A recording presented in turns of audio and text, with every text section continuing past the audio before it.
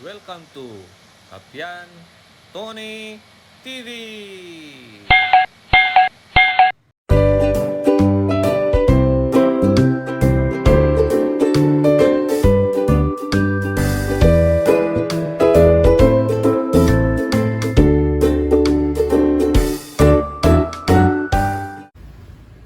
Magandang araw po sa ating lahat. Meron tayong gagawin ngayon ng isang dustpan. Umaandar ito mga kaibigan, kaya lang mahina.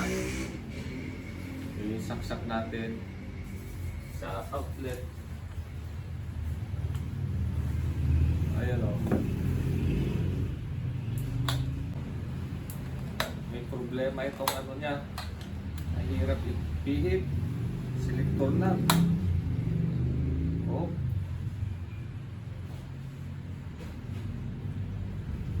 Number 1. Ayan mga kaibigan, oh. Mahina yung number 3 na yan, pero ganyan lang kahina.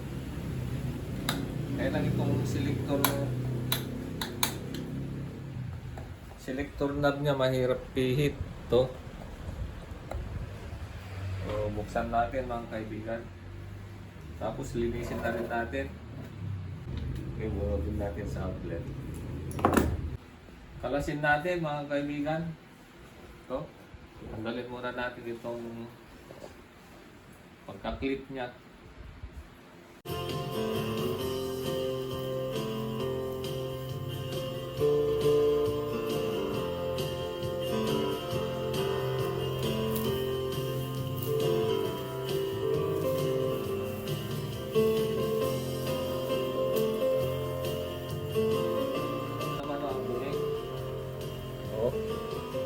Ilabas muna natin, tapos bibinisan natin. Gagamit tayo ng face mask mga kaibigan para hindi tayo makalanghap ng alikabok.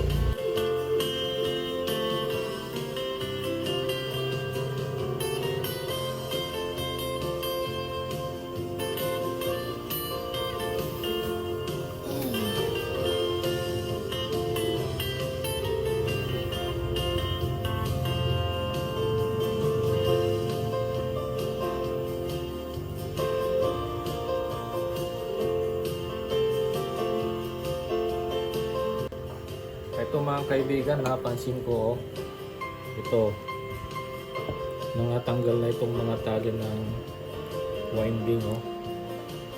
Kaya kailangan natin magkalas ng motor para maitali natin yung matanggal na tali ng winding. Ito mga kaibigan, yan, natanggal na, nalusaw. Magkakalas muna tayo ng motor.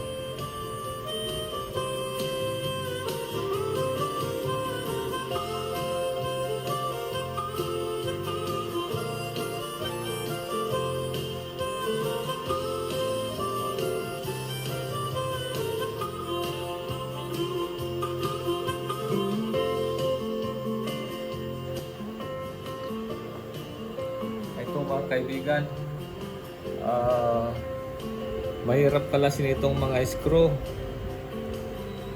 kasi wala akong pangkalas na special tool. Kaya ang ginawa ko, tinali ko na lang dito, ito yung natanggal na tali ng stator. Pwede naman. Pupukulin ko na lang ito. Yan. Tsaka isa dito, ito. Paraan na lang. Para hindi gagalaw-galaw itong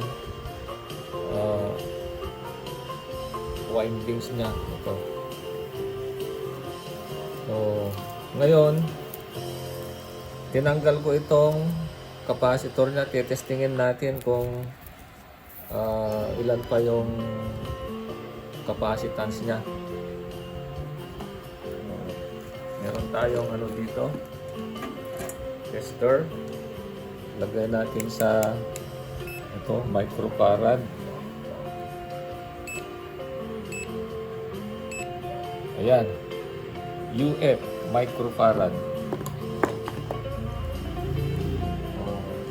Tingnan natin kung ilan pa yung capacitance nitong capacitor na ito.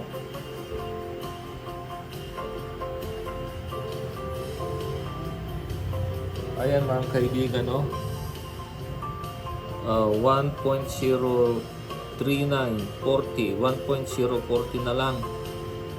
So ang nakalagay dito is 1.5 microfarad.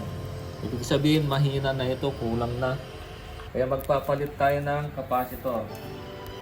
Ito yung lalagay natin capacitor, 1.5 microfarad din. Testingin natin.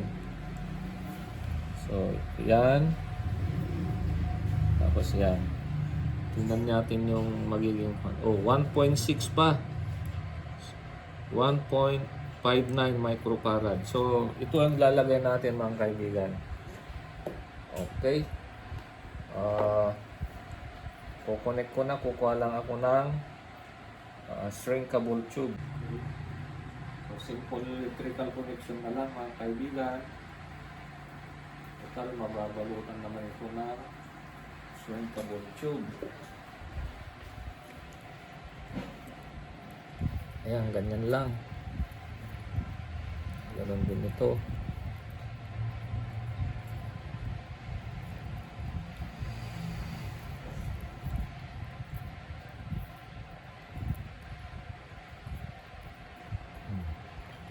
Ganyan natin.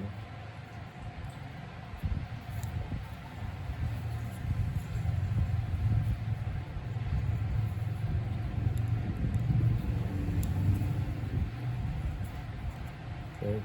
So, painitan ko lang yan ng lighter para mag-shrink siya. So,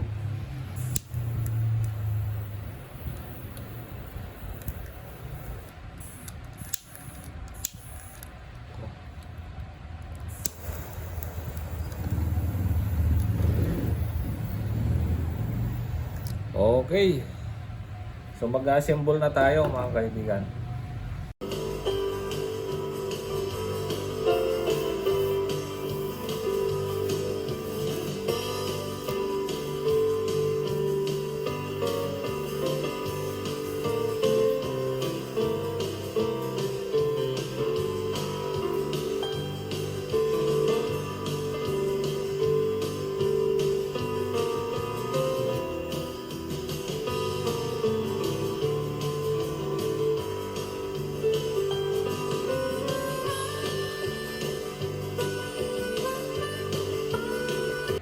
Ngayon, i-testing na natin mga kaibigan.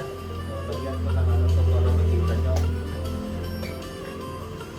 Yan.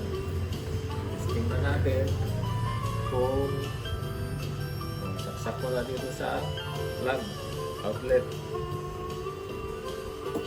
Yan. Kung lumakas yung andar niya. Ayan o, lakas na. Number 1 pa lang yan.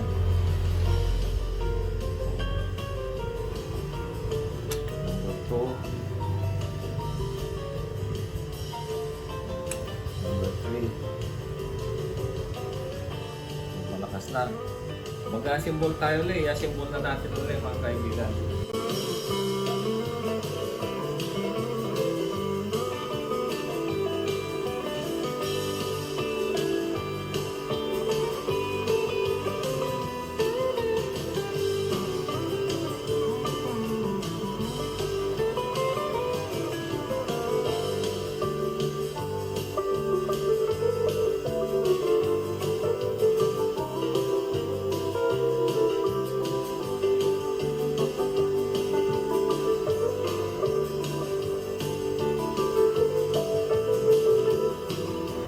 Mga kaibigan, ito mga kaibigan, ang huli ay itong oscillation knob, kaya lang sira.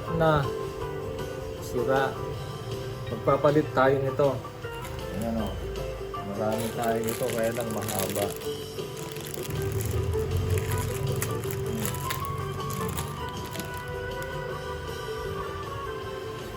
natin. Ayan. Okay na. Testingin na natin mga kaibigan. Set natin ulit sa ulit. Number 1. Oh, lakas na oh. Talagang okay na yung performance itong electric fan.